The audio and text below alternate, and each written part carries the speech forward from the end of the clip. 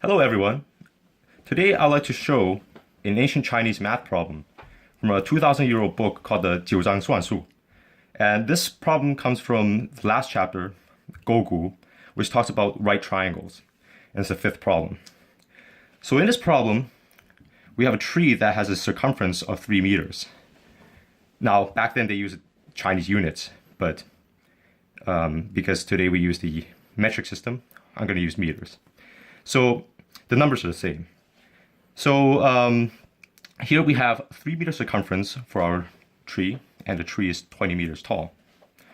Now, a vine wraps itself around the tree 7 times. And the question asks for the length of the vine. How do you solve this problem?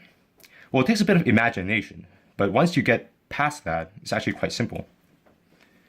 So one should note that the height is invariant, no matter how you simplify this problem. It's going to be 20 meters tall, regardless. But how long is the vine?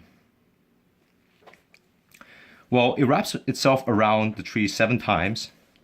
So if we were to uncoil that and find its horizontal length, okay, that'll be the same as multiplying the circumference of the tree 7 times.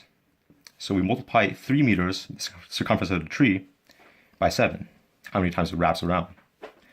The length of the vine will be equivalent to the hypotenuse here, where this is the right triangle. Now you can actually try this experimentally if you get a toilet paper roll, and if you actually peel this out. Now I won't peel it out here, but as you can see, this ridge here wraps around the cylinder.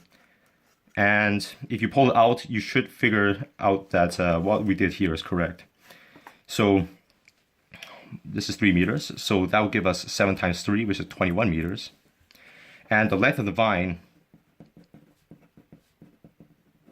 we just calculate using the Pythagorean theorem, which in ancient China is called the Gogu theorem.